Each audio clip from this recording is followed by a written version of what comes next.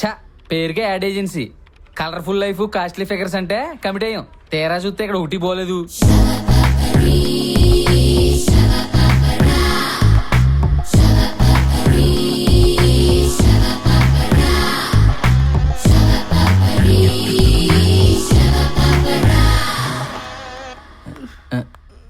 ముందా drainage ముయ్, office మొత్తం మునిగిపోయేలా ఉంది.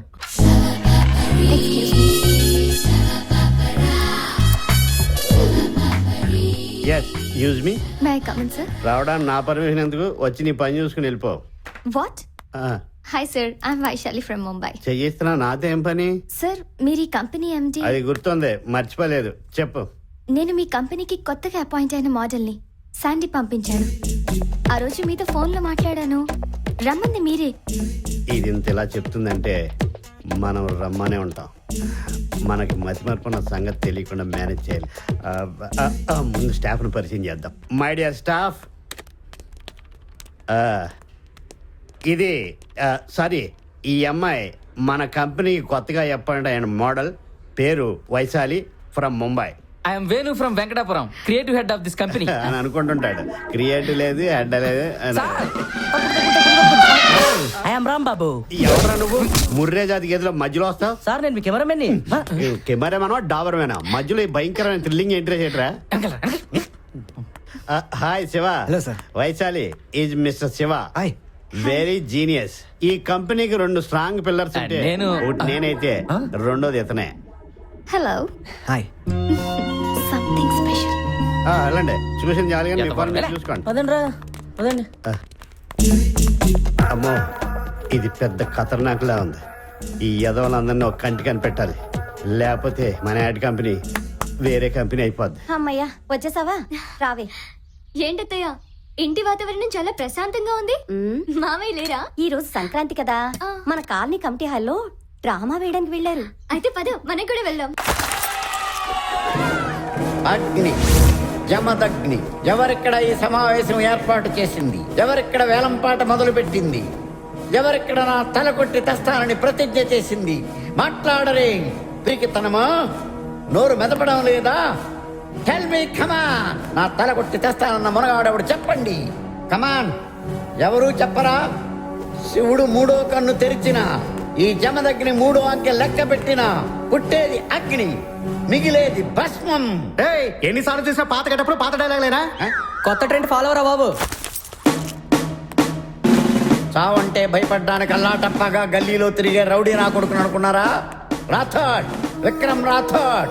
భయం నాకు కాదురా, చావుకి. ఒంటరిగా నన్ను తీసుకెళ్లే దమ్ము లేక 6 నెలల నుంచి పిచ్చి కుక్కల నాగనికే తిరుగుతోంది. నన్ను తీసుకెళ్లాలంటే నాతో పాటు చచ్చే 10 మంది దానికి తోడు కావాలి. పౌరుషంతో తిప్పే ఈ మీసం మీదొట్టు, ప్రాణంగా చూసుకునే నా బిడ్డ మీదొట్టు. మీలో ఒక్కరు మిగిలినా, మీకంటే ఒక క్షణం ముందు నేను చచ్చిన, మీసాలు తీయించిన శవాన్ని పొట్టమంటాన్రా.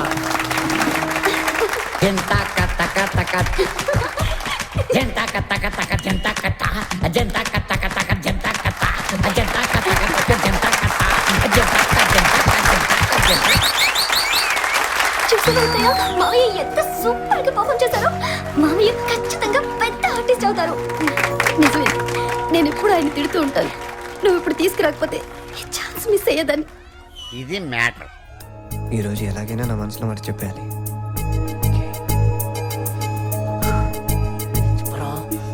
అలాగే అది లవ్ చేస్తున్నావా? లేదు. లేదు లేదు అంటున్నావేంటి? అబే అదేం లేదు.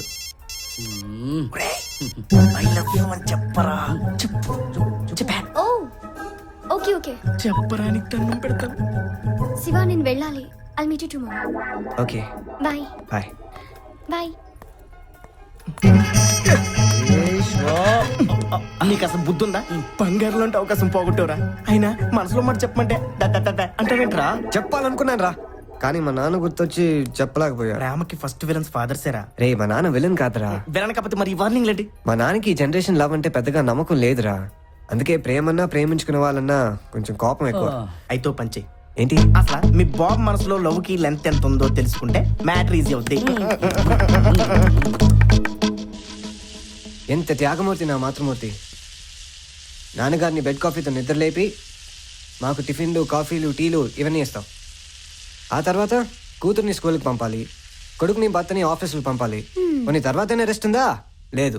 లంచ్ బాక్సులు రెడీ చేయాలి. మళ్ళీ సాయంత్రం 5 గంటల నుంచి నీ ఉద్యోగం యథా రాజా తదా ప్రజ. ఒరే నాన్న, పోపు నేను పెట్టాలరా, నువ్వు నాకు పెడుతున్నావు. ఇంతకీ నీకేం కావాలో అడగరా. ఎప్పటి నుంచో నాదొక చిన్న డౌట్. నాన్నగారికి ప్రేమన్నా ప్రేమికులన్నా ఎందుకంత ద్వేషం?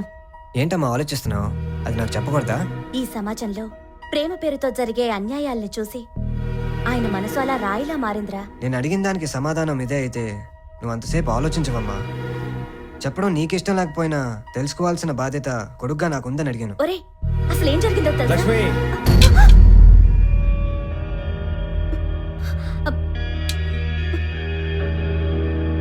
పిల్లలకి చెప్పాల్సిందే మన గతాలు కాదు, వాళ్ళ భవిష్యత్తుకు ఉపయోగపడే మంచి విషయాలు.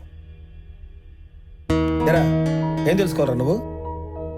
అనవసరమైన ఆలోచనలు మరి నీ ఏం రీచ్ అవడానికి హార్డ్ వర్క్ చేయి, సరేనా? సరేనన్నా. వెళ్ళు. ఏమిటండి ఇది? లక్ష్మి, నీకు నా మీద ఏమాత్రం గౌరవం ఉన్నా పిల్లలతో ఇంకెప్పుడు ఎలాంటి సందర్భంలోనూ ఆ విషయం గురించి మాట్లాడమని అనుకుంటున్నాను.